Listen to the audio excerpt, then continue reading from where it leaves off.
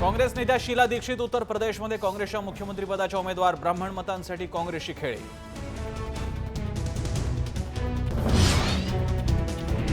मोदी सरकारने राज्यघटनेचा अपमान केला. अरुणाचल आणि उत्तराखंडच्या मुद्द्यावरून सोनिया गांधींचं पंतप्रधानांवर टीकास्त्र. देवयानी खोब्रागडे रामदास आठवलेंच्या पीए होण्याची शक्यता. उत्तम खोब्रागडेंनी केली शिफारस.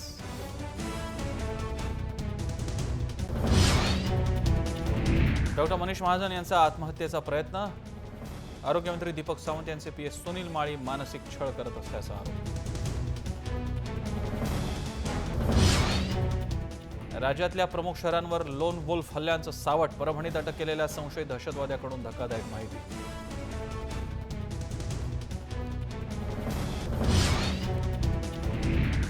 नागपुरात महाबीजनं शेतकऱ्यांच्या माथी मारलं तब्बल 14 टन बोगस बियाणं. शेतकऱ्यांवर दुबार पेरणीचं संकट. कृषी विभागानं 375 सेवा केंद्रांवर केली कारवाई. नाशिक बाजार समितीचा तिढा सुटला. व्यापारी देणार 3.25% आडत. भाजीपाला आणि फळ मार्केट होणार सुरू.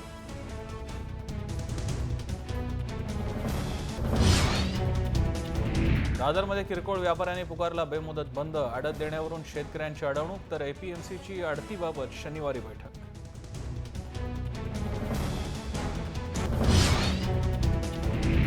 मुंबईतल्या खड्ड्यांवरून मनसेचं रस्त्यावर अनोखं आंदोलन. घाटकोपरच्या खड्ड्यांवर झिंगाट डान्स, तर मानखुर्दमध्ये खड्डे वाचवा बक्षीस जिंका स्पर्धा.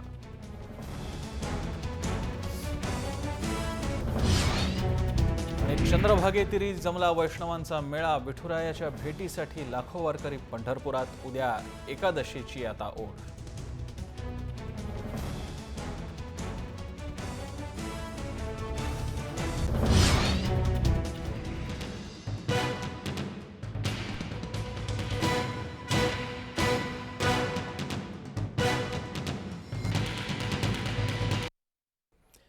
नमस्कार, मी प्रसन्न जोशी. लक्षवेधीमध्ये आपल्या सगळ्यांचं स्वागत.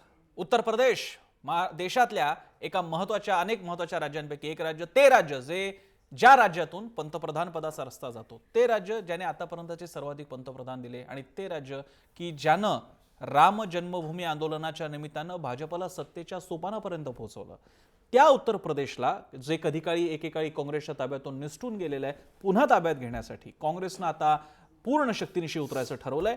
आणि या सगळ्या निवडणुकीच्या आखाड्याचा चेहरा बनलेल्या आहेत शीला दीक्षित. शीला दीक्षित दिल्लीच्या माजी मुख्यमंत्री आणि काँग्रेसच्या ज्येष्ठ नेत्या. त्यांना आता मुख्यमंत्री पदाचा चेहरा बनवल्यानंतर काय होऊ शकतं उत्तर प्रदेशमध्ये, त्याचीच चर्चा आपण आता करणार आहोत. पण ती करण्यापूर्वी पहिल्यांदा या रिपोर्टमधून जाणून घेऊयात काय आहे उत्तर प्रदेशचं राजकारण आणि काय म्हणते काँग्रेस. 2017 मध्ये होणाऱ्या उत्तर प्रदेशातल्या निवडणुकीची काँग्रेसनं मोर्चेबांधणी करायला सुरुवात केली आहे. याचाच भाग म्हणून आज शीला दीक्षित यांचं नाव उत्तर प्रदेशच्या मुख्यमंत्रीपदाच्या उमेदवार म्हणून जाहीर करण्यात आलंय.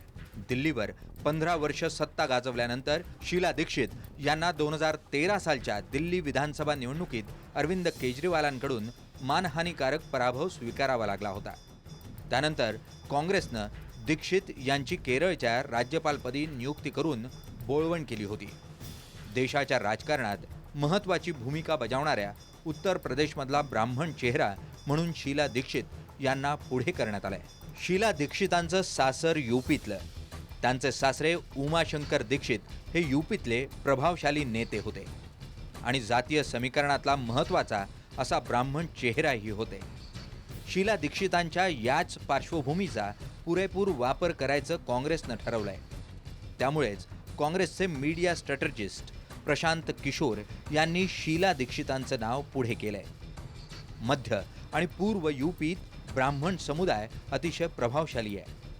बसपच्या मायावतींनी अनेक ब्राह्मण उमेदवारांना तिकीट दिल्यानं हा समुदाय काँग्रेसपासून दुरावला होता. त्यामुळं ब्राह्मणांची मर्जी जिंकायला शीला दीक्षितांचं ब्राह्मण असणं उपयोगी ठरेल असा कयास आहे. 2017च्या निवडणुकांचं रणशिंग भाजपनं मंत्रिमंडळ विस्ताराच्या रूपानं फुंकलंय. यूपीतल्या नव्या 3 चेहऱ्यांना मंत्रिमंडळात स्थान देऊन मोदींनी आपलं पुढचं लक्ष यूपीच असल्याचं स्पष्ट केलंय. भाजपच्या या चालीला उत्तर म्हणून काँग्रेस प्रियंका गांधींना पुढे करेल अशी राजकीय गोटात चर्चा होती. या संबंधीच्या तर्कवितर्कांना माध्यमांमध्ये उधाण आलं होतं. पण काँग्रेसनं यूपीच्या रणांगणात गांधी परिवारातल्या कुठल्याही सदस्याला थेट उतरवणं टाळलंय. राहुल गांधींची निवडणूक जिंकून द्यायची अकार्यक्षमता वारंवार सिद्ध झाली आहे. उत्तर प्रदेशच्या मागच्या निवडणुकीत राहुल गांधींच्या नेतृत्वात काँग्रेसला सपाटून मार खावा लागला होता. त्यामुळं यावेळी प्रियंका गांधींच्या रूपातलं आपलं ब्रह्मास्त्र काँग्रेस बाहेर काढेल हा तर्कही पक्षानं हाणून पाडला आहे. 2 दिवसांपूर्वी राज बब्बर यांची उत्तर प्रदेश काँग्रेसचे प्रदेशाध्यक्ष म्हणून निवड झाली. या निवडीवरही आश्चर्य व्यक्त करण्यात आलं होतं. त्यामुळंच यूपीत होणाऱ्या पराभवाची चुणूक जणू गांधी कुटुंबाला या अगोदरच लागली आहे. म्हणूनच काय गांधी परिवाराचं डिझास्टर मॅनेजमेंट करण्याचा हा प्रयत्न तर नाही ना, अशी शंका निर्माण व्हायला जागा आहे. ब्युरो रिपोर्ट, जय महाराष्ट्र. मग काय होणार? शीला दीक्षित जिंकून देतील का काँग्रेसला? आपले मुद्दे आहेत, त्या मुद्द्यांना घेऊन आपण चर्चा सुरू करणार आहोत. पाहूयात काय मुद्दे आहेत आपले. उत्तर प्रदेशमध्ये शीला दीक्षित काँग्रेसला जिंकवतील? काँग्रेसला ब्राह्मण वोट बँक वळवता येईल, जी आता त्यांच्या हातातून कधीच गमावली गेली आहे? दीक्षित यांना पुढे करून राहुल प्रियंकाला वाचवायचं आहे का काँग्रेसला? काँग्रेस राहुल प्रियंकाला मैदानात का उतरवत नाहीत? किती तुम्ही टेस्ट घेणार आहात? किती परीक्षांच्या संधी मिळणार तुम्हाला? आणि शेवटचा प्रश्न, उत्तर प्रदेश निवडणुकीत काँग्रेस हरलेली लढाई लढणार आहे का? आणि ज्याची बळी शीला दीक्षित निश्चित झालेले आहेत का? चर्चेला सुरुवात करूयात. आपल्यासोबत मान्यवर आहेत. आपल्यासोबत असतील जनार्दन चांदूरकर, काँग्रेसचे नेते आणि प्रवक्ते आणि आमदार पण आहेत. गणेश हाके आपल्यासोबत आहेत, भाजपचे प्रवक्ते, स्टुडिओमध्ये, त्यांचंही स्वागत. प्रताप थोरात, ज्येष्ठ राजकीय विश्लेषक, तेही स्टुडिओमध्ये, त्यांचंही स्वागत. याशिवाय फोनद्वारे आपल्यासोबत मोरेश्वर घैसास असतील, जे अखिल भारतीय बहुभाषिक ब्राह्मण महासंघाचे समन्वयक आहेत. उत्तर प्रदेशमधल्या हिंदी ब्राह्मणांशी त्यांचा थेट संबंध येतो. ते स्वतः मोदींच्या विरोधात निवडणूक पण लढवणार होते, पण तिकडच्या राजकारणासाठी ते आपल्याला माहिती देणार आहेत. याशिवाय निलेश खरे, जय महाराष्ट्रचे व्यवस्थापकीय संपादक आपल्यासोबत असतील. निलेशपासून सुरुवात करूयात. निलेश, काय पहिलं इम्प्रेशन आहे? मुख्यतः गंज लागलेली तलवार पुन्हा एकदा मैदानात आणण्याचा प्रयत्न काँग्रेसनं केलेला आहे. शीला दीक्षित यांची प्रतिमा, जी गेल्या काळामध्ये कॉमनवेल्थ घोटाळा असो किंवा दिल्लीतला पराभव असो, यातून जी मलिन झालेली आहे, त्या मलिन पराभवानंतरही काँग्रेस पुन्हा एकदा शीला दीक्षितांना संधी देत आहे असं चित्र पाहायला मिळतंय. फक्त काय तर त्यांचा पूर्व इतिहास, मुख्यतः त्यांचं कुटुंब हे उत्तर प्रदेशातून येतं आणि ब्राह्मणी मतदारांचा एक चेहरा म्हणून या दीक्षित कुटुंबाकडे बघितलं जातं, म्हणून दिली जाणारी ही संधी. उत्तर प्रदेशचं मुख्यतः राजकारण जे आहे ते दलित वोट बँक याच्याशी निगडीत आणि मुस्लिम मतदारांशी निगडीत असं बघितलं जातं आणि त्यामुळेच ब्राह्मणांना थोडंसं आपल्याला बाजूला सारलं गेलं आहे असं जे एक मतप्रदर्शन व्यक्त होत आहे, असं जे एक वातावरण तयार झालेलं आहे, ते इनकॅश करण्याचा मुख्यतः प्रयत्न जो आहे तो काँग्रेसकडून या ठिकाणी पाहायला मिळतोय. आणि निश्चितच उत्तर पश्चिम भाग जो आहे मुख्यतः उत्तर प्रदेशचा, तो भाग हा ब्राह्मण डॉमिनेटेड आहे. या ठिकाणी ब्राह्मण मतांचं महत्व आहे आणि त्या भागातून आपण जास्तीच्या जागा मिळवू शकू अशी शक्यता किंवा काहीसा कयास जो आहे तो काँग्रेसचा असावा आणि म्हणून काँग्रेसनं शीला दीक्षितांसारखं अस्त्र जे आहे ते उत्तर प्रदेशात वापरलेलं आहे. बरं, थोरातांचं पण म्हणणं ऐकून घेऊयात. मी काँग्रेस भाजपकडे मुद्दामून जरा शेवटी जाणार आहे. थोरातजी, माझं थोडंसं वेगळं मत आहे की याच्यात आता शीला दीक्षित ह्या बळी द्यायची शेळी अशाच पद्धतीनं काँग्रेसने आणलेलं आहे. वास्तविक या फॅमिलीशी माझी त्यांच्या पुढच्या पिढीशी, म्हणजे विशेषतः त्यांचा मुलगा संदीप, तो खासदार होता, आणि त्यांची सून, बऱ्याच लोकांना माहिती नाही, मोना, हे दोघं जण अहमदाबादच्या रूरल मॅनेजमेंट नॅशनल इन्स्टिट्यूट आहे त्याचे विद्यार्थी होते. आणि ती गुजराती आहे, मोना गुजराती आहे. त्यामुळे त्यांच्याशी माझी इंटरॅक्शन आहे. आणि रुरल डेव्हलपमेंट मधली ही माणसं जाणकार आहेत आणि अत्यंत डेडिकेटेड माणसं आहेत. त्या फॅमिलीबद्दलचं माझं इम्प्रेशन चांगलं आहे. शीला दीक्षित जाणार होत्या, कॉमनवेल्थ घोटाळ्यात त्यांचं नाव होतं, परंतु 3 वेळा मुख्यमंत्री झाल्यानंतर जो अँटी इन्कम्बन्सी होतो तो तिथं झाला, वर्क झाला. आणि लोकांनी ठीक आहे केजरीवालांना मतं दिली. तुम्ही एकच साधं उदाहरण देतो. केजरीवाल स्वतःच्या प्रतिमेत इतके पडलेले आहेत की त्यांनी जवळजवळ 2600 कोटी रुपये स्वतः जाहिरातीवरती खर्च केले. शीला दीक्षितांच्या काळातला हायएस्ट होतं 25 कोटी. आणि सफाई कामगारांना द्यायला पैसा नाही दिल्लीमध्ये, परंतु 2500 कोटी रुपये हे त्यांना 6 महिने पगार दिलेला नाही. उत्तर प्रदेशमध्ये त्यांचं कसं? तर त्याच्यामध्ये सांगायचं की त्या फॅमिलीचं बरंचसं चांगलं काम होतं, त्याची आठवण काँग्रेसला फक्त बळी देताना झालेली. हा त्याच्यातला दुसरा भाग. याच्यातला दुसरा भाग आहे की आता प्रियंका घ्यायची की राहुल घ्यायचा, परंतु ग्रामीण महाराष्ट्रामध्ये एक म्हण आहे की तरण्याचं झालं कोळसं आणि म्हाताऱ्याला आलं बाळसं. तर त्याच्यामुळे एक अशा 78 वर्षाच्या नेत्याला तुम्ही आणताय आणि तिथं मुख्यमंत्री पदाचा कॅन्डिडेट काँग्रेस पराभव झालेल्या अवस्थेत निवडणूक लढवते, हे सगळं इथे चुकीचं आहे. तसं जर होतं तर तुम्ही संदीप दीक्षितला काय नाही, बरं तुम्ही जात जर म्हणाल, प्रशांत किशोरनी केलं एवढं सोशल हे स्टडी, शीला दीक्षित या जातीनं खत्री आहेत, त्या पंजाबी आहेत, त्या उत्तर प्रदेशच्या नाहीत. सोनिया गांधी काय भारतीय झाल्या नाहीत असं म्हणताना तुम्ही राजकारणात, मग शीला दीक्षित कशा युपीच्या ब्राह्मण झाल्या? जात हिंदू धर्मात बदलत नाहीत ना, तुम्ही जातीय राजकारण करता म्हणून विचारतो. त्यामुळे त्या खत्री आहेत, त्या ब्राह्मण नाहीत. उमाशंकर दीक्षित हे उन्नावमधून निवडून यायचे उत्तर प्रदेशच्या, ते ब्राह्मण चेहरात, बरोबर आहे. आता संदीप दीक्षित म्हणाल तर आता बापाची दात लागते, मग ब्राह्मण आहे, मग संदीप दीक्षितला का नाही वापरला तुम्ही? त्याचं कारण संदीप दीक्षितनं एक स्टेटमेंट केलं, तो राहुल गांधींच्या गटात नाहीये. संदीपनं काय स्टेटमेंट केलं होतं की सोनिया गांधी ह्या आमच्या बेस्ट जनरल आहेत, राहुल गांधी खूप कॅपेबल आहेत, सेफेस्ट स्टेटमेंट, ते आमच्या बेस्ट जनरल आहेत. आणि पंजाबचे अमरिंदर सिंग त्यांनी कसं, पतियाळा महाराज आहेत ते महाराज कशाला कोणाला मोजतात? ते म्हणले राहुल गांधींनी देशभर फिरावं म्हणजे जरा त्यांचा जनसंपर्क वाढेल आणि अनुभव येईल. त्यामुळे राहुल गांधींच्या गुडबुक मध्ये नाही आहेत ना, गुडबुक मध्ये नसलेली ही माणसं आहेत. बरं त्याच्यावरती पक्षांतर्गत त्या कमिटीकडे गेलं पक्षविरोधी कारवाईबद्दल संदीप दीक्षितची. पण एकूण म्हणजे शीला दीक्षितांची निवड तुम्हाला त्या अर्थानं काँग्रेसच्या दृष्टीने काही यशस्वी असेल असं वाटत नाही. काँग्रेस निवडणूक हरलेली आहे आणि बळी देण्यासाठी ती निवडणूक. मी जनार्दन चांदूरकरांकडे जाण्यापूर्वी आणि त्यानंतर हागेंकडे जाण्यापूर्वी मोरेश्वर घैसासजींकडे जातो. घैसास गुरुजी, आम्हाला सांगा, तुम्ही उत्तर प्रदेशचं निवडणूक तिकडचा ब्राह्मण मानसाशी आपण परिचित आहात, हा असा काँग्रेसने चेहरा दिल्याने काही फरक पडेल का? ब्राह्मण मानस उत्तर प्रदेश मधलं कसा विचार करतं? माझ्या दृष्टीने विचार असा आहे की ब्राह्मण समाज नेत्यांना आपले नेते मानतो, ब्राह्मण समाज, परंतु निवडून आल्यानंतर कुठलाच नेता ब्राह्मण समाजासाठी काहीच करत नाही. बरं, एवढंच काय, तर तो ब्राह्मण समाजाच्या प्लॅटफॉर्मवरती यायला सुद्धा नकार देतो, इतर जातीच्या अधिवेशनावर खुलेआम जातो, परंतु ब्राह्मण समाजाच्या मंचावर ब्राह्मण नेता यायला तसा आवडतो नाही. मला आशा आहे तुम्ही बहुधा देवेंद्र फडणवीसांबद्दल बोलताय, कारण पुण्यामध्ये भरलेल्या बहुभाषिक अधिवेशनाला शीला दीक्षित आल्या होत्या. शीला दीक्षित आल्या होत्या. आम्ही सर्व ब्राह्मण नेत्यांना बोलवलेलं होतं, सर्व ब्राह्मणांना बोलवलं होतं, त्या आल्या, बाकीचे आले. एवढंच काय, सतीश मिश्रांना सुद्धा बोलवलं होतं. त्यामुळे आम्ही बोलवणं आमचं काम आहे. आम्ही या भारतातले आहोत, त्यामुळे आम्ही राजकीय जेवढे ब्राह्मण आहेत त्यांना सगळ्यांना तुम्हाला वाटतंय काय शीला दीक्षित, गुरुजी, शीला दीक्षितांचा चेहरा, की ज्या अगदी पुण्यातल्या ब्राह्मणांच्या सभेला सुद्धा एवढ्या लांबून येतात, त्यांचा चेहरा उत्तर प्रदेशमध्ये दिल्याने 12-14% असलेलं मतदान फिरू शकतं का? मला वाटत नाही. का नाही वाटत? कारण त्याचं असं आहे की आतापर्यंत कोणीच तिथं, शीला ते किती गेल्या काय गेल्या मला माहित नाही, पण ब्राह्मण समाजामध्ये आता सर्वच एकंदर राजकीय याच्याबद्दल राग आहे आणि त्यामुळे त्यांना त्याच्यात किती यश येईल हे आता लगेच काही ह्या घडाला मी सांगू शकत नाही, परंतु एक निवडणुकीची जशी वेळ जवळ येईल तसं मी नक्की विश्लेषण करेन. पण आता सुरुवातीला आज त्यांचं नाव जाहीर झालं, परंतु मला या निमित्ताने एकच मत मांडायचंय की आम्ही ब्राह्मणांना ब्राह्मण समजतो, पण ब्राह्मण नेते ब्राह्मण समाजाला आपलं मानत नाहीत आणि त्यामुळे आता ब्राह्मणांची परिस्थिती फार कठीण आहे समाज म्हणून. बरं, ठीक आहे. तुम्ही आमच्यासोबत याच्यातलं एकच मला विचारायचं आहे, शीला दीक्षितांची खत्री जात ब्राह्मण होते का? त्यांनी लग्न ब्राह्मण जातीत केल्यामुळे धर्म काय सांगतो? नाही, हा धर्माचा प्रश्न आहे. आता ह्या क्षणाला धर्मामा आणखीन काहीतरी बरंच निघू शकतं, त्यामुळे धर्माबद्दल मी आता काहीही बोलणार नाही.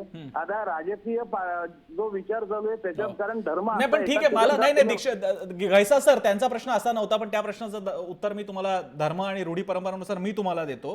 आपल्याकडे पुरुष परंपरा असल्यामुळे मुलाला आणि बायकोला सुद्धा नवऱ्याची जात लागते, त्यामुळे त्यांचं ब्राह्मणीकरण झालेलं, त्यामुळे काळजी करू नका. मी जनार्दन चांदूरकरांकडे जातो. चांदूरकर सर, इकडे साधारणपणे एक असा सूर उमटतोय की शीला दीक्षितांना आपण पुढे करून हारलेल्या लढाईच्या बळीवेदीवरती त्यांना चढवलेला आहे का? नेमका काय विचार काय होता शीला दीक्षितांना पुढे करण्यामागे? यश मिळू शकेल? शीला दीक्षितांना आपण पुढे करून हारलेल्या लढाईच्या बळीवेदीवरती त्यांना चढवलेला आहे का? नेमका काय विचार काय होता शीला दीक्षितांना पुढे करण्यामागे? यश मिळू शकेल? नाही, तिथं आमच्या पक्षानं, माझा येतो का आवाज तुम्हाला? हो, येतोय ऐकायला. बोला, सलग बोला. हॅलो, आवाज येतो? नाही म्हणजे मी प्रसन्नाजी माझा हा हा व्हेरी गुड हा नाही, काँग्रेस पक्षानं युपीच्या राजकारणाचा पुरेपूर अभ्यास केल्यानंतर त्या संदर्भामध्ये निवडणुकीला सामोरं जाण्यासंबंधी कोणती स्ट्रॅटेजी केली पाहिजे या संदर्भामध्ये बऱ्याच वेळापासून काँग्रेस पक्ष विचार करत होता आणि काँग्रेस पक्षाने विचारांती असं ठरवलं आहे की प्रेझेंट युपी मध्ये कास्ट रिडन पॉलिटिक्स जे आहे बरं त्या कास्ट रिडन पॉलिटिक्स मध्ये ब्राह्मण कम्युनिटीचा सुद्धा चांगला शेअर आहे, दलितांचा सुद्धा चांगला शेअर आहे आणि मुस्लिम आणि यादव लोकांचा सुद्धा चांगला त्याच्यामध्ये शेअर आहे. So it is a very mix type of state आणि त्यामुळं मुलायम सिंग यादव हे यादवांच्या मुसलमानांच्या व्होट्सवरती अवलंबून असतात. त्याचप्रमाणे त्या मायावती दलित मुसलमानांच्या आणि ब्राह्मणांच्या व्होटवरती अवलंबून असतात. अशा प्रकारे ते कॉम्बिनेशन घेऊन एकदा मायावती दोन तीन वेळा मुख्यमंत्री झाल्या आणि त्याचप्रमाणे मुलायम सिंग आणि ते अखिलेश आता आहेत. अशा परिस्थितीमध्ये भारतीय जनता पार्टीचं सरकार दिल्लीच्या तख्तावरती विराजमान झाल्यापासून उत्तर प्रदेशामध्ये जी परिस्थिती सुरू आहे बरं त्या परिस्थितीचा आपण विचार केला असता त्या ठिकाणी एक तर मुसलमानांच्या मध्ये रेस्टलेसपणा आहे, त्याचप्रमाणे ब्राह्मण लोक सुद्धा त्या युपी मध्ये मुलायम सिंगच्या नेतृत्वाखाली किंवा अखिलेशच्या नेतृत्वाखाली असलेल्या सरकारमुळे सुरक्षित त्यांना वाटू शकत नाही आणि दलितांचा तर सवालच नाही. ती हे एक टॉलरन्स म्हणजे जे पोलरायझेशन ऑफ व्होट करायची आणि बीफची जी पॉलिसी आहे ती पुढे करून मुसलमान व्होटर्सना दुखवायचं, हा जो देशामध्ये आणि विशेषतः उत्तर प्रदेशामध्ये असमतोल तयार झालेले आहे भारतीय जनता पार्टीच्या सरकारमुळं. त्या असमतोलाच्या परिस्थितीमध्ये कशा प्रकारे निवडणूक लढवली पाहिजे याची स्ट्रॅटेजी काँग्रेस पक्षाची आहे. काँग्रेस पक्ष काय ते मगाशी कोणतरी माझे मित्र म्हणाले की ते गंजलेली तलवार आहे. अरे निलेश खरे म्हणाले 58 वर्षापासूनची 100 पेक्षा जास्त वर्षापासूनची ती तलवार आहे. गंजायच्या प्रक्रिया 5-10 वर्षामध्ये चालू होते, 20 वर्षामध्ये चालू होते, परंतु ही गंजलेली तलवार नसून ही जी तलवार आहे ही तलवार एकदम तीक्ष्ण आहे आणि त्यामुळं आता ही तलवार जी आहे हा विजय आणि पराभव हे निवडणुकीमध्ये याला सामोरं जावं लागतं. कदाचित काँग्रेस पार्टीच्या अंतर्गत चुकांच्यामुळं किंवा त्याच्या ध्येय धोरणामुळं काँग्रेस पार्टीला अपयश जरी आला असेल तरी आज देशामध्ये परिस्थिती अशी आहे की मोदी कल्ट हा सुरू झालेला आहे आणि मोदी कल्ट मुळे देशात एकात्मकतेचं ते वातावरण होतं, त्या वातावरणाला फार मोठा तडा गेलेला आहे. चांदूरकरजी तुमचा बेसिक मुद्दा लक्षात आला. मला बेसिक आपला आपण शीला दीक्षित आणि उत्तर प्रदेश काँग्रेस हा एवढा रिस्ट्रिक्टेड मुद्दा ठेवूयात. भाजप काँग्रेस मोदी केलं तर पुन्हा ट्रॅक चेंज होईल. त्यामुळे तुम्ही बाकीची मांडणी खूप चांगली केली. मी ती मांडणी घेऊन मी हाके सरांकडे येतो. हाकेजी, काँग्रेसने कधी नव्हे तेव्हा बाकीचा सगळा पुरोगामी सेक्युलरिझम बाजूला ठेवून येस त्या ब्राह्मण आहेत, होय तिकडे 14% ब्राह्मण आहेत, आम्ही तिकडे ब्राह्मण चेहरा दिलेला आहे. आता भाजप काय करणार? राजनाथ सिंहांना आणणार, सुषमा स्वराजांना आणणार का छोट्या गांधींना म्हणजे वरुण गांधींना आणणार? करणार काय तुम्ही? नाही, आतापर्यंत आपण जी चर्चा केली, निलेश खरे असतील, थोरात असतील आणि चांदूरकरांनी कबूलच करून टाकलं की आम्ही तिथलं ब्राह्मण तिथलं वोट बँक ती समोर ठेवून आम्ही दीक्षितांना आम्ही तिथला उमेदवार प्रोजेक्ट केलेला आहे. म्हणजे जे आपण म्हणालात तसं की आतापर्यंत ज्या गोष्टीसाठी आम्हाला बदनाम केलं जात होतं की जातीवादी पक्ष म्हटलं जात होतं आणि हे धर्मनिरपेक्षतेचा आव आणून सारखं आपलं कंठशोष करत होते. आता ते म्हणजे त्यांनी बरं झालं, म्हणजे चांदूरकरांनीच ह्या गोष्टी कबूल केल्यात की आम्ही तिथं ते ब्राह्मण वोट आम्हाला कॅश करायचे आहेत आणि त्याच्यासाठी आम्ही तिथं ते राजकारण तशा पद्धतीचं करतो. म्हणजे उत्तर प्रदेशमध्ये जातीयतेचं राजकारण आहे ना, आम्हाला आम्ही तेही त्या पद्धतीत जाती आपण मला प्रश्न विचारलात की भारतीय जनता पार्टीनं जातीयतेचं राजकारण कधीच केलेलं नाही. आम्ही नेहमीच तुम्हाला सांगतो की विकासाच्या मुद्द्यावरतीच निवडणुका लढलेल्या आहोत. 2014ची निवडणूक सुद्धा भारतीय जनता पार्टीने विकासाच्या मुद्द्यावरतीच लढलेली आहे आणि या देशातील जनतेनं केवळ विकासाच्या मुद्द्यावरतीच आम्हाला निवडून दिलेला आहे. त्यामुळं उत्तर प्रदेशमध्ये सुद्धा आम्ही असा कुठलाही जातीयतेचा चेहरा घेऊन जाणार नाही. आम्ही तिथल्या विकासाच्या तिथं जे सध्या जी वाट लागलेली आहे त्या मुलायम सरकारने आपल्या निखिलेश सरकारने जी तिथं वाट लावलेली आहे सगळ्या उत्तर प्रदेशची, त्याच्या अगोदर बसपा नाही, सरकारने जी हा वाट लावली. सगळा वाट नाही, लावलेला आहे, त्याला असंतोषाला चेहरा तुम्ही स्मृती इराणींचा देणार, सुषमा स्वराज, वरुण गांधी, राजनाथ सिंग बघा, कोणाला मी देणार? तुम्हाला म्हणतो, आम्हाला चेहऱ्याची आवश्यकता नाही. पुन्हा सांगतो तुम्हाला असं मी. कोण म्हणतंय? भाजप? नाही, ऐकून घ्या. असं भाजप नाही, म्हणते की नाही, चेहऱ्याची बघा, आवश्यकता नाही. आम्ही कायम म्हणजे आमचं नेतृत्व कोण करत असलं ती व्यक्ती हा अलहिदा स्वतंत्र भाग आहे, बरं. पण आम्ही नेहमी भारतीय जनता पार्टी ही या मागं आणि पुढे सुद्धा विकासाच्या मुद्द्यावरतीच निवडणुका लढणार. ठीक आहे, मी समजू शकतो आता तुम्ही दुर्दैव भाजप- असं आहे. तुम्ही उत्तर नाही नाही, दिलं त्याची प्रसन्नाजी मला- नाही, मी- प्रसन्नाजी मी माझं- मर्यादा माझं- लक्षात घेतो तुमची. नाही, प्रवक्ता म्हणून तुम्हाला नावं नाही घेता येणार, पण मी हा प्रश्न निलेशला विचारतो. निलेश, त्यांची अडचण आपण समजू शकतो, पण भाजपकडे असा कोणता चेहरा आहे आणि त्याचे प्लस मायनसेस काय आहेत? कोण देऊ शकतो? राजनाथ सिंग हा सर्वोत्तम चेहरा म्हणून उत्तर प्रदेशच्या राजकारणात भाजपचा बघितला जातो. मात्र राजनाथ सिंगांना जर उत्तर प्रदेशच्या मुख्यमंत्री पदाचं उमेदवार केलं तर ते नरेंद्र मोदींच्या पर्यायी नेतृत्व म्हणून उभे राहतात. अशा परिस्थितीत नरेंद्र मोदींना कोणत्याही परिस्थितीत देशभरामध्ये पर्यायी नेतृत्व उभं राहील अशी परिस्थिती सध्या तरी शहा आणि मोदी होऊ देतील अशी शक्यता भाजपमध्ये दिसत नाही. सुषमा स्वराजांची ही तीच परिस्थिती आहे. त्या पर्यायी नेतृत्व आहेत. इतकं पर्यायी नेतृत्वच नाही तर मुख्यतः ते त्यांच्या अगोदरचं नेतृत्व आहे, त्यांना आता पर्यायी नेतृत्व म्हणून बाजूला सारण्यात आलेलं आहे. अशा परिस्थितीमध्ये त्यामुळे अशा उंचीचा नेता जो आहे तो मुख्यमंत्री पदाचा उमेदवार दिला जाईल यात थोडीशी साशंकता आहे. सध्या तरी अशा प्रमुख नावांपैकी कोणता नाव समोर येईल अशी शक्यता दिसत नाही.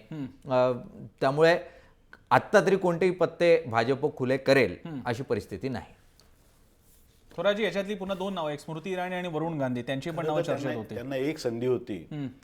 75 वर्ष ओलांडलेले कलराज मिश्रा, त्यांचं वय हा आता त्यांना प्रॉब्लेम आहे. खरं तर हा ब्राह्मण चेहरा, जुना भाजपचा वाटणारा चेहरा, बाकीचे सर्व चेहरे इम्पोर्टेड आहेत. सुषमा स्वराज हरियाणामधल्या, तुम्ही स्मृती इराणी आणल्या तर दिल्ली पंजाबमधल्या, अशी सगळी जर का समजा आयात केलेली माणसं आणण्याच्या ऐवजी हा चेहरा होता. पण त्यांचे पक्षाचं धोरण आहे, ठीक आहे, ते 75 वर्षांतर आम्ही ठेवणार नाही, पण म्हणून त्यांनी नजमा हेपतुल्लांचा राजीनामा घेतला, पण कलराज मिश्रांचा अजून घेतलेला नाही. कदाचित हे कार्ड बाहेर काढताना भाजप कलराज मिश्रांचा सुद्धा चेहरा बाहेर काढेल. दुसरी गोष्ट की सेंट्रल मध्य युपी आणि पूर्व युपी, पूर्वांचल याच्यामध्ये जरा ब्राह्मण पॉकेट्स आहेत. तिकडं पश्चिम उत्तर प्रदेशमध्ये त्याची गरज नाही. तो जाटलँड आहे, वरती रोहिलखंड आहे, त्याच्यामुळे तिथं काही गरज नसते. परंतु कलराज मिश्रा या वयात देखील भाजप स्वतःचं राजकारणाला मुरड घालून तो चेहरा सुद्धा आणू शकतील. हा झाला एक भाग. दुसरी गोष्ट की आत्ता त्यांना मायावतींना कसं चेक करायचं एवढाच विषय. मायावती आत्ता नंबर 1ला आहे तिथं, त्यामुळं मायावतींच्या सीट्स कशा कमी करायच्या आणि मायावतींच्या सीट्स कमी करायच्या, आपल्या वाढवायच्या, आणि त्या वाढवून आपण जर जॉईंट सरकारमध्ये युती सरकार जर तिथं झालं तर त्यांचा भाजपची आता प्रयत्न दिसतोय. भाजप स्वतःच्या बळा, जरी युपीमध्ये त्यांनी मला वाटतं 73 जागा जिंकल्या 80 पैकी, तरी स्वतःच्या बळावरती ते असेंब्ली जिंकतील अशी परिस्थिती आज नक्कीच नाहीये. जरी अखिलेश यादव हे भरपूर दुबळे झालेत, त्यांच्यामध्ये अखिलेश यादव चुलत्या, त्यांच्यामध्ये भाऊबंदकी सुरू झालेली आहे. चुलत्याचं त्यांचं भांडणच आहे तिथं, माफिया पक्षात घेतल्यामुळं उलट त्यांनी हे केलं, त्या माफियाला बाहेर काढण्यासाठी ठराव केला. या सगळ्या त्यांच्यातल्या अंतर्गत मारामाऱ्या सुद्धा भाऊबंदकीच्या असताना सुद्धा, शिवाय मुझफ्फरनगरमुळे मुस्लिम पण तसा बाजूला चाललाय. मुस्लिम बाजूला. एक लक्षात घ्या, मुसलमानांनी मोदींना विकासाच्या प्रश्नावरती मतं दिली होती. मुस्लिम डॉमिनेटेड मतदारसंघ म्हणजे रोहिलखंडातली मतं असतील, अगदी खाली रामपूर आणि इतर पॉकेट्स मधली, परंतु त्या विकासाच्या मुद्द्यावरती मतं झाल्यानंतर ज्या पद्धतीचं राजकारण झालं, दादरी समजा, बीफ आहे का मांस आहे का, याच्यामधून मुस्लिम समाज तिथं आता भाजपबरोबर विकासाचा मुद्दा ते घेणार नाही. आणि विकासाच्या बद्दल त्यांनी पूर्वांचलमध्ये सुद्धा हे ज्या मुस्लिम इनकर असतील, इतर मन असतील, त्यांच्यासाठी आर्थिक विकासाचा कार्यक्रम हिरिरीनं राबवलेला नाही, तो त्यांचा फेल्युअर आहे. इकडे एक प्रश्न मला, मी पुन्हा, मोरेश्वरजी तुम्ही आहात आमच्यासोबत? गैसास गुरुजी, प्रश्न असा होता की 2014ला मोठ्या संख्येनं ब्राह्मण समाज पर्यायी नेहमी असणाऱ्या भाजपकडे तसा वळला आणि त्याचा मोठा फायदा त्यांना युपीमध्ये झाला. सगळ्याच्या सगळ्या खासदारकीच्या सीट मिळण्यामध्ये अर्थातच त्या समाजाचं योगदान होतं. आज तिकडच्या ब्राह्मणांशी बोलताना त्यांच्या संवेदना भाजपप्रती काय आहेत, आणि आज एक वोट बँक म्हणून ब्राह्मण, काँग्रेसने किमान ब्राह्मण चेहरा तरी दिलाय, या हेतूने जाऊन मतदान करेल का? प्रसन्नजी, प्रश्न असा आहे, आजपर्यंत ब्राह्मण समाज प्रत्येकाला आपलं मानत वोटिंग करत गेला आणि बहुभाषिक ब्राह्मण समाजाच्या माध्यमातून मी ब्राह्मण समाजाला असं नेहमी सांगत आलोय आजपर्यंत की आतापर्यंत सगळी जातीची गणित सगळी मांडली जात आहेत. म्हणून ब्राह्मण समाजाने सुद्धा आता ह्याच्या पुढे आपल्या समाजाचे प्रश्न जो सोडवेल, त्याला जो मदत करेल, आमच्या मुलांचे प्रश्न आहेत, नाही मग ते सोडवायला शीला दीक्षित उपयोगी पडतील का? माझा स्पेसिफिक प्रश्न आहे घैसास गुरुजी, उत्तर प्रदेश मधले ब्राह्मण चेहरा दिला म्हणून काँग्रेसच्या मागे उभे राहतील का? मला काय म्हणायचंय, हो. आतापर्यंत जे काही 60-70 वर्ष निवडणुका ज्या काही झाल्या असतील त्याच्यात फक्त ब्राह्मण समाजाने कुठल्याही पक्षाशी अग्रीमेंट न करता व्होट दिलेले आहेत हो. आणि भावनेच्या भरात जाऊन दिलेले आहेत. परंतु त्याचं समाजाचं नुकसान आज इथपर्यंत झालेलं आहे की आमच्या मुलांना नोकऱ्या नाहीत, आमच्या मुलांना शिक्षण नाही. आणि त्यामुळे आम्ही ब्राह्मण समाजाला असं सांगत आलोय की जसं इतर जातीची लोक मतदान करतात तसं आमच्या समाजाचे प्रश्न आहेत, आमच्या समाजाच्या प्रश्नाकडे जो लक्ष देईल त्याला मत द्या. अशीच निवडणुकीमध्ये तुम्ही स्ट्रॅटेजी ठरवा, पक्ष कोणताही ना, पण ब्राह्मण समाजाच्या मुलांचे प्रश्न विशेषतः जे नाही आहेत गैसास गुरुजी ऐका, गैसास गुरुजी, मला ब्राह्मण समाजाचे प्रश्न हा आताचा विषय नाहीये. तुमच्या प्रश्नांबद्दल नक्कीच आदर आहे, त्याबद्दल तुम्ही लढत असता, हा एक वेगळा भाग आहे. मला आपल्याला या चर्चेपुरता एवढंच महत्वाचं स्पेसिफिक पाहिजे, म्हणजे उत्तर प्रदेशमधलं ब्राह्मण राजकारण, 14% ब्राह्मण वोट बँक आणि ती एक ब्राह्मण चेहरा दिल्यामुळे काँग्रेसकडे जाईल का? याचं उत्तर काय आहे? असं नाही होणार. आतापर्यंत तसं झालेलं नाही. परंतु ब्राह्मण समाजाला जवळ करून मायावतींनी मागल्या वेळेला ब्राह्मण समाजाबरोबर संगनमत करून ब्राह्मण समाजाला पुढे घेऊन त्यांनी सत्ता मिळवली. पण ब्राह्मण समाज म्हणून काय दिलेलं नाही. कुठल्याच पक्षाने ब्राह्मण समाजाचे प्रश्न सोडवलेले नाहीयेत. आणि म्हणून इलेक्शन मध्ये गैसास गुरुजी, तुम्हाला एक प्रश्न विचारतात. इकडे आपले एक ज्येष्ठ पत्रकार आहेत थोरात सर, ते तुम्हाला प्रश्न विचारतात. याच्यामध्ये ब्राह्मण समाजाचं म्हटल्यानंतर की उत्तर प्रदेशमधला गंगा नदीच्या काठचा किंवा यमुना नदीच्या काठचा ब्राह्मण हा किंवा मुसलमान जरी घेतला तरी ते भयंकर कडवट असतात. ते त्याच्यातले फरक फार बघतात गुरुजी. त्याच्यामध्ये तिकडचा शरयू पारीन ब्राह्मण त्याला ते फार जवळ घेत नाहीत की राम गेला होता शरयू नदीनं, त्या हे गेल्यानंतर रामायणापासून जे संदर्भ आहेत त्या शरयू पलीकडचे ब्राह्मण, शरयू नदी ओलांडून गेलेल्या ब्राह्मणांना फारसं तिथं स्थान नाही तिकडच्या ब्राह्मणांच्याकडे. फार बारीक ब्राह्मणातले पोटजाती बघतात. शीला दीक्षित यांच्या जातीचे ते भयंकर मोठं विश्लेषण करतील. त्या खत्री आहेत, त्या ब्राह्मण चेहरा नाही आहेत, याचा उत्तर प्रदेशमधल्या ब्राह्मणांमध्ये चर्चा करतील. त्यामुळे हा दुबळा त्यांचा राहील असं आपल्याला वाटत. भाजप घडवेल नाही, तिथला ब्राह्मणही घडवतील. शीला दीक्षित खत्रीच आहे, संदीप दीक्षित ब्राह्मण हा एक प्रश्न मी विचारतो, मी चांदूरकरांकडे जातो. चांदूरकर सर, प्रश्न थेट तुम्हाला आहे. जर का ब्राह्मण चेहरा वापरायचाच होता, आणि तर लॉजिक म्हणून बरोबर आहे, शेवटी पॉलिटिकल आहे, पॉलिटिक्स आहे त्याचं, पण सर्वात मोठा ब्राह्मण 2 चेहरे तुमच्याकडे होते, ते म्हणजे प्रियंका गांधी आणि राहुल गांधी, ज्यांचे मूळ बायोलॉजिकल लायनेज थेट नेहरूंचं असल्यामुळे काश्मीरी पंडितांचं रक्त आहे तिकडे. त्यांना समोर आणण्याच्या ऐवजी हा असा काय बाजूला फिरत बसण्यामध्ये काय पॉइंट आहे? नाही प्रसन्नजी, हे अगदी स्वाभाविक आहे की राहुल गांधी आणि Priyanka Gandhi they are the national leaders. काँग्रेसला संपूर्ण देशामध्ये नेतृत्व देण्यासाठी त्यांची अतिशय आवश्यकता आहे. आणि त्यामुळं युपी सारख्या एका राज्यामध्ये त्यांना अडकवून ठेवण्यामध्ये काँग्रेसला अर्थ वाटत नाही. परंतु प्रियांका गांधी आणि राहुल गांधी त्या निवडणुकीमध्ये काँग्रेसची सर्व शक्ती प्रणाला राहतील आणि ती निवडणूक काँग्रेसच्या फेवरमध्ये कशी टर्न होईल या संबंधी डेफिनेटली कॉन्ट्रीब्यूट करतील ते. आणि त्यामुळे राहुल गांधी आणि प्रियांका गांधी यांच्या संदर्भामध्ये युपीच्या निवडणुकीमध्ये त्यांना ढकलणं हा काँग्रेस पक्षाचा बाकीच्या ठिकाणी काँग्रेसला नेतृत्व करण्यासाठी त्यांना वेळ मिळणार नाही, हा त्याच्यामध्ये महत्वाचा मुद्दा आहे. आणि दुसरा आपल्या चॅनलवरती जी चर्चा आहे की ते ब्राह्मण फेस पुढे केल्यामुळे ती मतं मिळतील का, काँग्रेसनं शीला दीक्षित यांना अशासाठी दिलेलं आहे की काँग्रेसला हे माहिती आहे की उत्तर प्रदेश हे कास्ट रिडन स्टेट आहे आणि जोपर्यंत देशामध्ये लोक कास्ट विसरणार नाहीत आणि लोकशाहीच्या परंपरेत येऊन सेक्युलरिझम ऍक्सेप्ट करणार नाहीत, तोपर्यंत देशाला फार मोठा धोका आहे. देशाच्या एकात्मिकतेला फार मोठा धोका आहे. आणि तो धोका त्या मोदींच्यामुळं आता तयार झालेलं हा. आहे. मोदीने उत्तर प्रदेशाची जी वाट लावलेली आहे घर वापसी, त्यानंतर ते बाकीचं काय त्या अकलकला ज्या पद्धतीने मारलं, आणि खरं म्हणजे मग युपी मध्ये शीला दीक्षितच्या विरुद्ध तो साक्षी महाराज जर प्रचार करत असतील तर त्या ठिकाणचे ब्राह्मण साक्षी महाराजांच्या पेक्षा शीला दीक्षितला प्रेफर करतील. त्या ठिकाणी शीला दीक्षितच्या विरुद्ध त्या कोणत्या साध्वी आहेत की रामजादे की हरामजादे बोलणाऱ्या, त्यांच्यापेक्षा त्या शीला दीक्षितला प्रेफर करतील. आणि म्हणून उत्तर प्रदेश सारख्या स्टेट मध्ये जातीपातीचं राजकारण तोडून नेत्याची जात न पाहता त्याचं कर्तृत्व, त्याची लिडरशिप पाहिली पाहिजे. ही गोष्ट आता काँग्रेसनं पुढे केलेली आहे. त्याला जो काही रिस्पॉन्स मिळेल 100% मिळेल किंवा काय मिळेल याच्याबद्दल काँग्रेस बॉदर करत नाही. ठीक आहे, ते निवडून येईल नाही तर पडेल. एक चांदूरकरजी, तुम्हाला तुमचे मित्र पक्षातले तुमचे गणेश हाके तुम्हाला प्रश्न विचारताय.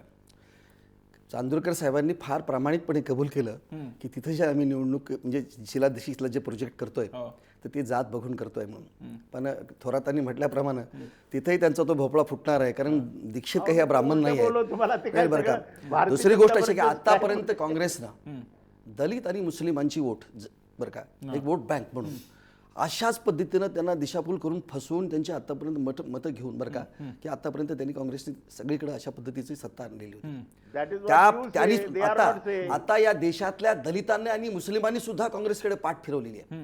आणि म्हणून दुर्दैवानं त्यांना आता म्हणजे ह्यांना सोडून दलित आणि मुस्लिमांना सोडून त्यांना ब्राह्मण चेहरा आता त्यांना तिथं प्रोजेक्ट करावा असा वाटायला लागला पाहिजे. आणि हे अत्यंत दुर्दैवी अशा स्वरूपाची आहे की ज्या काँग्रेसचा वारसा ते अनेक लोक सांगतात धर्मनिरपेक्षतेचा फार डंका वाजवतात, त्यांना ही अशा स्वरूपाची त्यांना वेळ तुम्हाला काय वाईट वाटतं ब्राह्मण चेहरा आला म्हणून? नाही तुम्ही नाही चांदूरकर साहेब, माझं असं म्हणणं आहे की तुम्ही आणि तिसरी गोष्ट अशी आहे की करून करून कोणाला शीला दीक्षितला केले. तुम्हाला माहिती आहे की शीला दीक्षितचं त्यांचं आता त्यांची आपण जर प्रोफाईल पाहिली आणि ही ठीक आहे त्यांच्यावरती घोटाळामध्ये तिथल्या वॉटर पाण्याच्या याच्यामध्ये जे टँकर्स त्याच्यामध्ये त्यांच्यावरती दाखल झालेला आहे. आणि त्याच्यापेक्षाही दिल्लीतल्या लोकांनी इतक्या वाईट पद्धतीनं त्यांना झिडकारलेला आहे, नाकारलेला आहे. आणि अशा पद्धतीच्या नेत्याला त्यांनी तिथं प्रोजेक्ट केलाय. खरी गोष्ट त्यातली खरी मेक अशी आहे प्रसन्नाची की दुर्दैव असं आहे की त्यांना त्यांच्या समोर आता चेहरा नाहीये. सगळे वापरून झाले चेहरे. त्यांनी सगळ्या मागच्या निवडणुकांमध्ये राहुल गांधीला वापरले, 2 चेहरे राहिले म्हणून सांगितलं. आता ते म्हणाले की नॅशनल लीडर आहेत म्हणून. चांदूरकर काय म्हणाले, प्रियांका नॅशनल, अजून त्या राजकारणातच आल्या नाहीत बरं का, राजकारणातच ते आलेल्या नाहीत, त्यांना ते नॅशनल लीडर म्हणतात. म्हणजे दुर्दैव असं आहे की त्यांच्याकडे सोनिया गांधीचं नेतृत्व, त्यांच्या नेतृत्वाखाली निवडणुका लढत आले. राहुल गांधींचा त्यांनी प्रयोग करून पाहिला.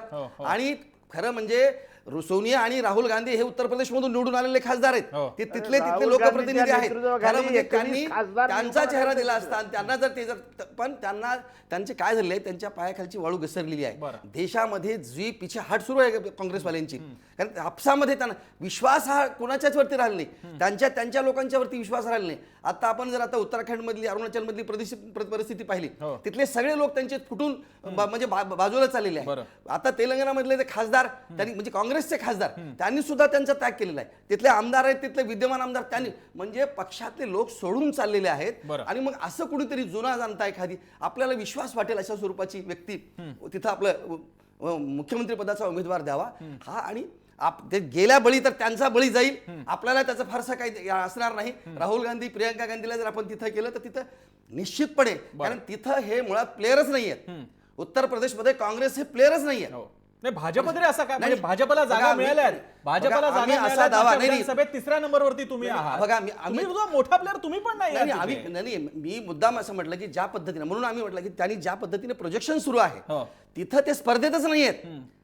आणि ज्या पद्धतीने गेल्या लोकसभेमध्ये आम्हाला तिथं जे मिळालेला पाठिंबा मिळाली मध्ये आम्हाला 43% मतं मिळालेली आहेत तिथं कुठं. आणि माझं असं 73 खासदार आमचे निवडून आलेले आहेत. आम्हाला तुम्ही मागचा इतिहास सोडून आपण गेल्या लोकसभेच्या 14च्या निवडणुकीमध्ये आम्ही त्यांच्यापेक्षा कितीतरी पटीनं पुढे आहोत. तेव्हा मला असं म्हणायचं आहे की त्यांनी फक्त त्या म्हणजे एक तर म्हणजे काय की आपल्या स्वतःची बचावत करण्यासाठी, पळ काढण्यासाठी, आणि आपण कुठेतरी त्या म्हणजे जातीयतेचं राजकारण आपण करत नाही असं सांगून करण्याचा जो प्रयोग आहे तिथं तो अत्यंत काँग्रेसचा तो केविलवाना असा प्रयोग आहे की त्यात काही यश मिळणार नाही. अत्यंत आत्ता जी परिस्थिती आहे त्याच्यापेक्षाही अत्यंत वाईट म्हणजे मुस्लिम अध्यक्ष केला तिथं त्या निवडणुकीच्या समोर राजबाबरला त्यांनी म्हणजे किती म्हणजे कविनल किती राहावं एखाद्या म्हणजे राष्ट्रीय पक्षानं त्याचं हे जिवंत अशा स्वरूपाचं उदाहरण या काँग्रेस निलेश, मला या प्रकारे 2-3 प्रश्न क्लब करून विचारायचे जे एकमेकांशी संबंधित आहेत. एक, राहुल प्रियांकाला किती काळ काँग्रेस वाचवणार आहे? म्हणजे तो खरं तर यांच्यासाठीचा प्रश्न, पण ते जनरली काँग्रेसवाले उत्तर देत नाहीत. किती त्यांच्या लिटमस टेस्ट होणार, किती त्यांना संधी दिली जाणार? आता 20 वर्ष संधी दिली जात आहेत. यांचे ब्रह्मास्त्र प्रियांका नावाचं का ते बाहेर काढत नाहीये? एक चांगली संधी गमावत आहेत काँग्रेस उत्तर प्रदेशच्या निमित्तानं, कारण दरवेळी त्यांच्यावर टीका होते, अहो एक मंत्रिपत्र भूषवून दाखवा मग पंतप्रधान बना. ती संधी ते गमावत आहेत. नाही, मुख्यतः प्रियंका गांधी या अद्याप राजकारणात आलेल्याच नाही आणि त्यामुळे उत्तर प्रदेश सारख्या पराजित होणाऱ्या रणांगणामध्ये हे ब्रह्मास्त्र वापरायचं का हा प्रमुख प्रश्न काँग्रेस समोर असेल. आणि त्यामुळे सध्या तरी प्रियंका गांधींना उत्तर प्रदेशच्या राजकारणातून नाही तर राष्ट्रीय राजकारणातून लॉन्च करण्याचा येत्या काळात काँग्रेसचा प्रयत्न असू शकतो. तो सध्या तरी स्पष्ट झालेला नाही आणि स्वतः प्रियंका गांधींनी आपल्याला राजकारणात यांची इच्छा नाही असं वारंवार बोलून दाखवलेलं आहे. उरलं राहुल गांधी, तर राहुल गांधी हे राष्ट्रीय नेते म्हणून ते सातत्यानं प्रोजेक्ट करत आहे आणि अशा परिस्थितीमध्ये जर उत्तर प्रदेशच्या मुख्यमंत्री पदाची निवडणूक ते लढवतील असं म्हटलं असतं तर पंतप्रधान पदाचे उमेदवार म्हणून पुढच्या काळात त्यांना प्रोजेक्ट कसं करायचं हा प्रश्न मुख्यतः निर्माण झाला असता. उत्तर प्रदेशात जो निवडून येऊ शकला नाही त्याला तुम्ही पंतप्रधान पदाचा उमेदवार म्हणून प्रोजेक्ट करणार का हाही प्रश्न काँग्रेससमोर निर्माण झाला असता. आणि त्यामुळे ही लिटमस टेस्ट कोणत्याही परिस्थितीत उत्तर प्रदेशच्या राजकारणात घेणं हे पूर्णतः स्ट्रॅटेजिकली चुकलं असतं. आणि त्यामुळे साहजिक आहे काँग्रेस अगदी गांधी कुटुंबातल्या व्यक्तींना अशा स्वरूपामध्ये पराजित होणाऱ्या, पानिपताची लढाई लढायला जाणाऱ्या ठिकाणी कधीही लढायला म्हणून पाठवणार नाही. आणि त्यामुळे मुख्यतः हा निर्णय जो आहे तो काँग्रेसनं शीला दीक्षितांच्या रूपानं आणि जसं अगोदर थोरात सर पण म्हटले मुख्यतः बळीचा बकरा हा दीक्षितांना या ठिकाणी करण्याचा प्रयत्न जो आहे तो केला जातोय. बर, मी चांदूरकरजी एक प्रश्न आहे इथे. ठीक आहे, काँग्रेसचा पराभव वगैरे होईल असं काही लगेच आपण तिथे नाट लावायची गरज नाहीये, पण तरी सुद्धा आम्हाला सांगा अपेक्षा काय आहेत तुमचा मागच्या वेळेचा परफॉर्मन्स 28 जागांचा आहे आणि तुमचा सगळ्यात 4थ्या नंबरची पार्टी आहात तुम्ही. शीला दीक्षितांना प्रोजेक्ट केल्यानंतर जे काय तुमचं कास्ट इक्वेशन आहे किती गेन मिळू शकतो असं वाटतं? 403 पैकी 28. 403 पैकी 28 आहे तुम्हाला. हे निवडणुकीमध्ये असं होऊ शकतं आणि त्याच्यामुळं काँग्रेस सारखा राष्ट्रीय पातळीवरती काम करणारा पक्ष घरामध्ये बसणं शक्य नाहीये. आणि माझे मित्र हाके जे काँग्रेसच्या संबंधामध्ये भाष्य करतात तर सध्या त्या पंढरीची दिंडी चालू आहे तर एक श्लोक सुद्धा आहे, निंदकाचे घर असावे शेजारी. त्याप्रमाणे त्यांनी किती जरी निंदा केली काँग्रेस पक्षाची तर काँग्रेस पक्ष हा लोकांच्या, देशातील लोकांच्या, जास्तीत जास्त लोकांच्या हृदयामध्ये पक्ष आहे. जरी तो निवडून आला नाही तरी ते म्हणतात अरे रे रे काँग्रेस निवडून आला नाही, मोदीनं फसवलं, अच्छे दिन येणार म्हणून फसवलं. आणि आता काल अरुणाचलचा जो हायकोर्ट, सुप्रीम कोर्टाचा जो अरुणाचल संबंधी निर्णय आला त्यामुळं मोदी आणि मोदीच्या नेतृत्वाखाली काम करणारं भारतीय जनता पार्टीचं सरकार हे देशामध्ये हुकुमशाही आणणार हा आता लोकांच्या मध्ये मेसेज गेलेला आहे. बरं, ठीक आहे. चांदूरकर साहेब तुम्ही फार मोठ्या वल्गना करत होता. नाही चांदूरकर साहेब तुम्ही सांगत होता आता ज्या विधानसभेच्या 4 राज्यांच्या ज्या निवडणूक 5 राज्यांच्या निवडणुका झाल्या, अहो ऐकून घ्या. अहो बिहारमध्ये तुमचं पानिपत झालं, दिल्लीमध्ये तुमचं पानिपत झालं, केजरीवालासारख्या नवक्या माणसानं तुमचं पानिपत केलं. निवडणुकीमध्ये असं होत असतं तेव्हा तुम्ही ते विसरून जा. चांदूरकर साहेब तुम्ही गेली स्वप्न बघता की देश हा आपल्याच अखत्यारीखाली वर्षानुवर्षे राहील ते सोडून द्या. या देशातील जनता अत्यंत सुज्ञ आहे. या देशामध्ये चांदूरकर साहेब चालणार नाही हे लक्षात ठेवा. नाही चांदूरकर साहेब 2 गोष्टी आपण लक्षात घ्या. नाही चांदूरकर साहेब आपण 2 गोष्टी लक्षात घ्या. गेल्या 5 राज्याच्या विधानसभेच्या निवडणुका झाल्या तेव्हा आपण खूप आमच्याबद्दलचा अपप्रचार केला. अच्छे दिन का है, अच्छे दिन का है. पण लोकांनी सांगितलं ना तुम्हाला लोकांना तुमची लोकांनी जनतेने तुमची जागा दाखवून दिली ना. आसाम मध्ये भारतीय जनता पार्टीची एखादी सत्ता आली, लोकांनी दाखवून दिलं ना. तेव्हा तुमच्या वल्गनानी आणि तुमच्या यांनी काहीही होत नाही. बरं का वेस्ट की बेंगालमध्ये आपल्याकडे ते तुमचा म्हणतात ना की मुख्यमंत्री कावळ्याच्या झाला श्रापाने काय? काही अरे जनावर एक मरत नाही, आसाममध्ये थोडंसं तसं तुमच्या तुम्हाला श्रापाने मिळालेलं काही झालं. होत नाही. उत्तम पद्धतीने देशामध्ये सरकार नाही, नाही. मोदीजींचं चालू आहे. निंदा विकास करा, आम्हाला जो उलटं अत्यंत बरं आहे. गतिमान अशा ठीक स्वरूपाचा आहे, विकास सुरू आहे. आपण पर्सनल त्यामुळे तुम्ही एलिगेशन काही बोलून उपयोग पक्षी होत नाही. एलिगेशन टाळूयात. आपण इक्वेशन्सचा विचार करतोय. थोरात सर, इक्वेशनच्या मगाशी तुम्ही विषय काढला होता, राहुल आणि प्रियंका यांना कधीपर्यंत वाचवणार काँग्रेस, हा मानसिकतेचा प्रश्न असतो. यावेळेला मी इंदिरा गांधींच्या वेळची एक आठवण तुम्हाला सांगतो. इंदिरा 1977 साली त्यांचा पराभव झाला आणि इंदिरा गांधींना त्या काळात त्या आधी सुद्धा मी बातमीदार म्हणून कव्हर केलेले. त्यावेळेला 77 साली पराभव झाला म्हणजे कधी नव्हतं तेवढ्या खचलेल्या इंदिरा गांधी. असं असताना त्यावेळेला काही लोक त्यांना एक ज्योतिषी त्यांच्याकडे घेऊन गेले. ज्योतिषी घेतल्यानंतर ज्योतिषानं सांगितलं की मॅडम कोई मुझे तो लगता नहीं है अगली इलेक्शन में आपको क्लियर मेजॉरिटी आ जाएगी. कमी खूप जागा झाल्या होत्या, 150च्या जवळपास जागा होत्या त्या. तर इंदिरा गांधी त्यावेळेला म्हणाल्या क्लियर मेजॉरिटी, मुझे तो कम से कम 350 जगह चाहिए. ह्या इंदिरा गांधी पराभवातून पडल्यानंतर बोलत होत्या.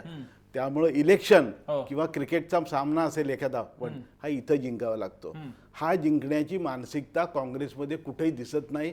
हेच इंदिरा गांधींचं वारसा सांगणारे आहेत का राहुल आणि प्रियंका? मला फार इंदिरा गांधींच्या बरोबर मी कव्हर केल्यानंतर मला वाटतं ही कसली कातडी बचाव राजकारण करतात हे दोघं जण. इंदिरा गांधी पराभवाच्या खाईत असताना म्हणत होते मला 350 जागा मिळतील पुढच्या निवडणुकीत. आणि ही माणसं काँग्रेसला बरेच 31 वर्षापूर्वी काँग्रेसला उत्तर प्रदेशमध्ये मेजॉरिटी आली होती, 269 जागा होत्या. 31 वर्षात काही आलेलं नाहीये. अशा परिस्थितीमध्ये यांनी कधीतरी कंबर बांधून उभं राहायला पाहिजे ना. आजीनं काय केली होती, आजीची मानसिकता काय होती, एवढं जरी त्यांनी घेतलं ना, त्यांना फार प्रशांत किशोरला आणायची गरज नाहीये. बरं निलेश, इकडे हा मुद्दा इकडे घ्यायचा होता प्रशांत किशोरचा.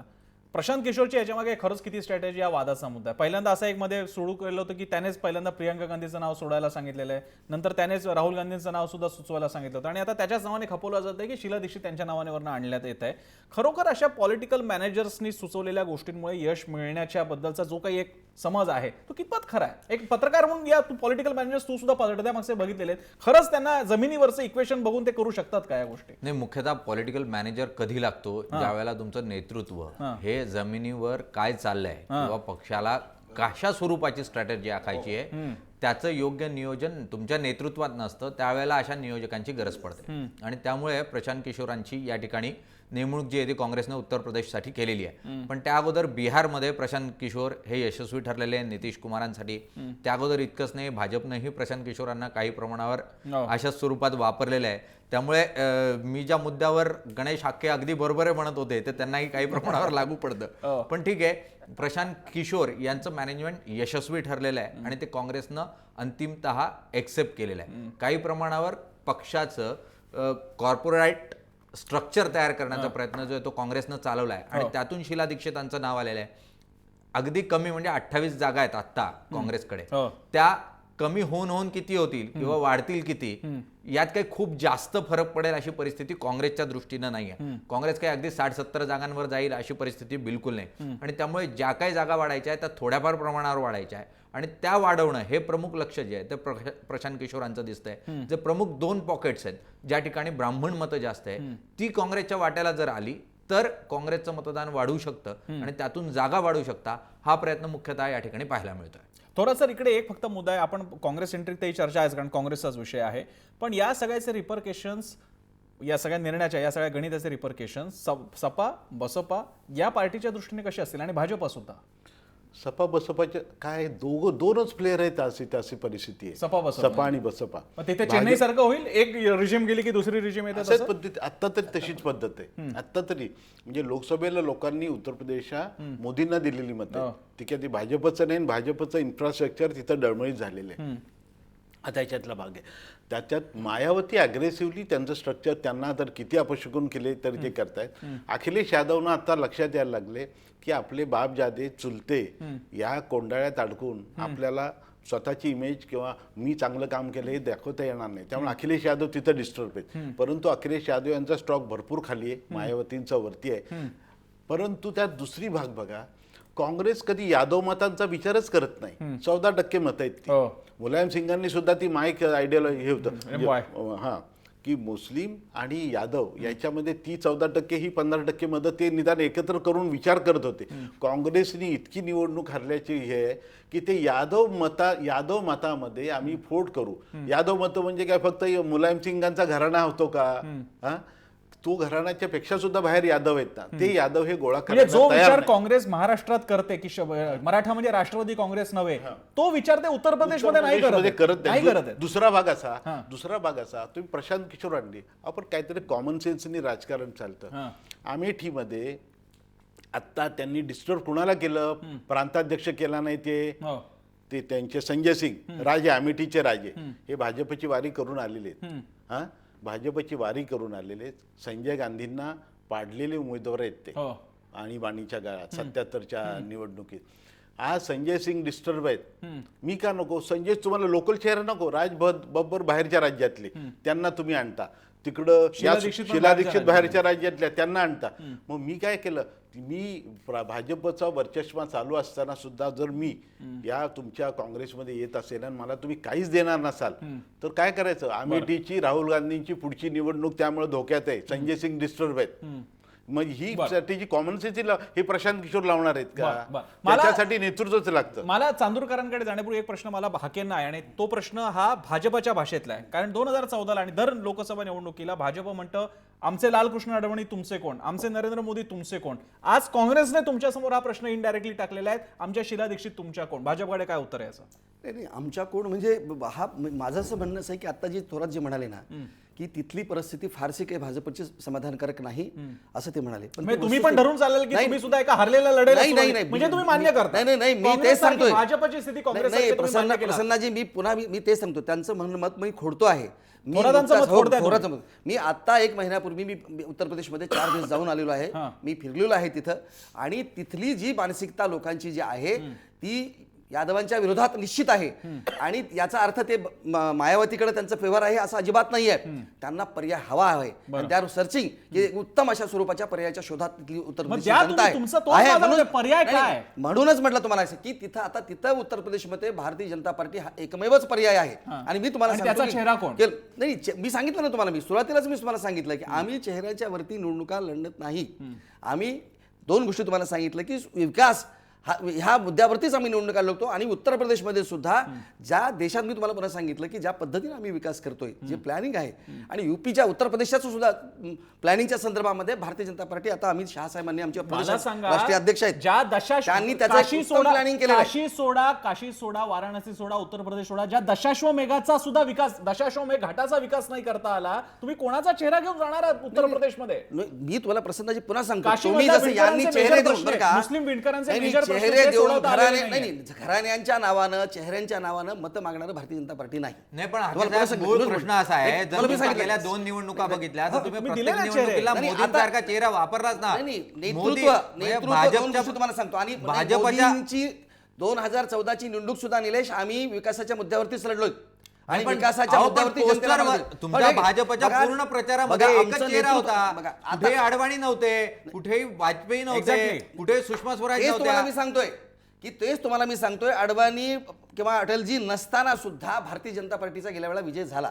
तो कशाच्या आधारात होता? विकासाच्या मुद्द्यावरती झालेला विजय. त्यामुळं इथं सुद्धा आता आम्ही उत्तर प्रदेशमध्ये सुद्धा निवडणुका लढवत असताना आम्ही विकासाच्या मुद्द्यावर निवडणुका लढणार आहोत. आणि विकासाच्या मुद्द्यावर मला एक प्रश्न इकडे चांदूरकरांना विचारायचा आहे. चांदूरकरजी एक बातमी माझ्या समोर आहे, नवभारत टाइम्सचा माझ्याकडे समोर वेबसाईट ओपन आहे. आज एकीकडे दुपारच्या सुमारास शीला दीक्षितांचं नाव जाहीर झालं, आणि दुसरी बातमी माझ्यासमोर अँटी करप्शन ब्युरोची आहे, आणि नवभारत टाइम्सची बातमी माझ्यासमोर आहे की शीला दीक्षित यांना अँटी करप्शन ब्रँचने 400 कोटीच्या घोटाळ्या प्रकरणी नोटीस बजावलेली आहे. या 2 बातम्यांमध्ये आपल्याला काही कनेक्शन जाणवत आहे का? नाही, काय आहे प्रसन्नाजी, ह्या पेपरमध्ये छापून येणाऱ्या बातम्या ज्या आहेत आणि अँटी करप्शन डिपार्टमेंटच्या आहे, ते आता काल आपण बघितला की भाजप मॅनिप्युलेट करते का? मला सांगा, शीला दीक्षितांची उमेदवारी जाहीर होताच ही नोटीस कशी काय येते? तुम्हाला काय वाटतं? हो, तोच मुद्दा मी तुम्हाला सांगतो की अरुणाचल मध्ये गव्हर्नरला मॅनिप्युलेट केलं, आता सीबीआयच्या डायरेक्टरला मॅनिप्युलेट करतात, तसं ह्याला पण director ACB anti corruption bureau direct करतात ते. हा अँटी करप्शन ब्युरोला पण मॅन्युप्युलेट करणार. हो. They are capable. 1 पॉइंट बरं. हाके जे म्हणाले की यादव हे विरोधात आहेत, यादव हे विरोधात आहेत असं बाकीचे लोक म्हणणार हो, पण यादवांच्या विरोधात आहेत का? यादवांच्या विरोधात नाही आहेत. ब्राह्मणांच्या विरोधात आहेत का? बरं. हा ब्राह्मण बुद्धिजीवी असल्यामुळं हो. ब्राह्मणाच्या विरोधात जाऊ शकतो, परंतु बाकीचं तसं यादवांचं दिसू शकत नाही. आणि म्हणून बरं. हे असं झालेलं आहे. बरं. दुसरा मुद्दा त्यातला महत्वाचा असा आहे हो. की निवडणुकीमध्ये जे यश अपयश हे आपण त्याच्यावरती बाजार न करता बरं. तयारी केली पाहिजे, लढलं पाहिजे. आणि मगाशी थोरातांनी सांगितलं, इंदिराजींचं जे उदाहरण सांगितलं, हो. I am witness to it. हो. ते तसं झालेलं आहे. हो. आता राहुलजी आणि प्रियांकाच्या बद्दल हे असं होतं का? आता झालं नाही आतापर्यंत, पण याच्या पुढे होतं का बरं. हे बघायचं आहे. ठीक आहे. काँग्रेस इज व्हेरी ठीक आहे. माझ्याकडे मला एक मुद्दा लक्षात आला, चांदूरकरजी, आशा आहे तुम्ही की ते अतिशय होईल. तुम्ही कॉन्फिडंट आहात की शीला दीक्षितांचं कार्ड चालेल, त्यांचं नाव चालेल. मला एक प्रश्न घेऊन मला शेवट फक्त निलेशकडे जायचं आहे. हाकेजी, मला आपल्याला विचारायचं आहे हा प्रश्न घेऊन. हा काय योगायोग असतो की आम आदमी पार्टीचा जर नावावर मतं मागतात ते. नक्की आम आदमी पार्टीचा जर का जरा डंका पंजाब गोव्यामध्ये वाजू लागला की लगेच त्यांचा चीफ सेक्रेटरी अरेस्ट होतो, लगेच त्यांच्या प्रेस कॉन्फरन्समध्ये काहीतरी बाई आरोप करते म्हणून त्यांचा एक मंत्र्यावरती पोलीस ताब्यात घेतात. शीला दीक्षितांचं नाव जाहीर झालं की लगेच त्यांच्यावरती एसीबीची नोटीस येते. हा भाजपचा कारवाईचा काय प्रकार आहे? तुम्हाला कॉम्पिटिशन ठेवायचीच नाही आपल्या समोर? नाही, 2 गोष्टी याच्यातली प्रसन्नाजी, आपण थोडंसं पूर्वग्रह म्हणजे गृहीत धरून तुम्ही बोलू नका कृपा करून, की शीला दीक्षित यांच्यावरती जो FIR दाखल झालेला आहे तो कधी झालेला आहे जरा ते बघा ना आपण. त्याच्यानंतर त्यांच्या त्या टँकर घोटाळ्याच्या संदर्भात सुद्धा त्यांच्यावरती FIR दाखल झालेला आहे. तिथल्या हे सगळे काही आज झालेले नाही आहेत. बरं. आता त्याच्या कार्यवाही ज्या FIR ज्या नोंदल्या त्याच्या चौकशा सुरू होणं, त्याच्या पुढच्या प्रोसेस सुरू होणं, त्या सुरू राहतील त्या. त्यामुळे ते आता त्यांनी उमेदवारी डिक्लेअर केली, जाहीर झाली, आणि म्हणून मग त्यांना तिथं प्रोजेक्शन झालं म्हणून आम्ही त्या पद्धतीची चौकशी केली असं म्हणण्यामध्ये तथ्य नाही. चौकशा कशी केस निघते ती 2.5 वर्षापूर्वीची FIR आहे त्या. असं काय 2.5 वर्ष झाली ना त्याला. बघा 2.5 वर्ष, पण FIR तर तेव्हा नोंदवलेत ना. पण त्या FIR हे त्यांच्यावरती तेव्हा कॉमनवेल्थ घोटाळ्यामधून त्यांना क्लीन चिट आहे. आणि आता टँकर घोटाळ्यातल्या मध्ये त्यांच्यावरती FIR दाखल झालेला आहे. ठीक आहे. कार्यक्रमाच्या शेवटी निलेश, मी तुझ्याकडे येतोय. काँग्रेसने स्वतःचा पत्ता ओपन केलेला आहे आणि त्यांनी आता जिंको किंवा हरो, लढायचं म्हणजे लढायचं असं धरून ते उतरलेले आहेत. भाजप अजूनही चाचपडत आणि सगळ्या गोष्टी बघत पुढे चाललेला आहे. कशा प्रकारचं चित्र वाटतंय अल्टिमेटली? नाही, मुळात काँग्रेसला गमवायला असं काही तिथे नाहीच आहे. जे आहे त्या राखणं आणि त्यात जर वाढ करता आली तर ते वाढवणं या स्वरूपाचं आहे. भाजपला या ठिकाणी सत्तेत येणं हे उद्दिष्ट आहे. काँग्रेस समोर उत्तर प्रदेश पादाक्रांत करणं, तिथे सत्ता मिळवणं हे उद्दिष्ट असू शकत नाही. त्यांना त्यांची कॅपॅसिटी माहिती आहे आणि त्यामुळे त्यांनी लवकर पत्ते ओपन केलेले आहेत. मात्र भाजपसाठी तातडीनं पत्ते ओपन करणं शक्य नाही, कारण त्यांना पूर्ण उत्तर प्रदेश ताब्यात घेणं हे उद्दिष्ट आहे. आणि ज्या स्वरूपामध्ये लोकसभेमध्ये त्यांना यश मिळालं त्याची पुनरावृत्ती व्हावी यासाठी म्हणून ते प्रयत्न करताना पाहायला मिळतात. आणि म्हणून सध्या तरी कोणताही पत्ता हा भाजपकडून खुला होताना पाहायला मिळत नाही. पण भाजपचा जसं आपण मुख्यतः चर्चा करत होतो, आता एसीबीची चौकशी अगदी महाराष्ट्रात पण बघितलं तर भाजप ज्या स्वरूपामध्ये कारभार करते, जयंत पाटील विधानसभेमध्ये जर सरकार विरोधी नारा देत आहेत अशा स्वरूपाचं चित्र उपस्थित झालं की त्यांचा 3 ते 3.5 वर्षापूर्वीचा लॉटरी घोटाळा जो आहे तो दुसऱ्या दिवशी समोर येतो आणि त्यामध्ये कारवाई होताना पाहायला मिळते. सीबीआयचा वापर जो काँग्रेसनं ज्या स्वरूपामध्ये केला त्याच स्वरूपामध्ये भाजपही वापर करताना पाहायला मिळत आहे. आणि त्यामुळे विरोधक काँग्रेस मुक्त भारत करण्यापेक्षा विरोधक मुक्त भारत भाजपला करायचा आहे अशा स्वरूपाची एक मोडस ऑपरेंडी जी आहे ती भाजपची पाहायला मिळते. कार्यक्रमाच्या शेवटी आपण लोकांना सुद्धा विचारलं होतं की या सगळ्या प्रकाराबाबत, काँग्रेसच्या या खेळीबाबत आपल्याला काय वाटतं. आपला प्रश्न होता ट्विटर अकाउंटवरती की शीला दीक्षित यांना मुख्यमंत्री पदाचा उमेदवार जाहीर करून गांधी बचाव करण्यात आलेला आहे का? लोक काय म्हणतायत, म्हणजे तुम्ही सगळ्यांनी काय त्याला प्रत्युत्तर दिलेलं आहे आमच्या पोलच्या माध्यमातून स्क्रीनवरती पहा.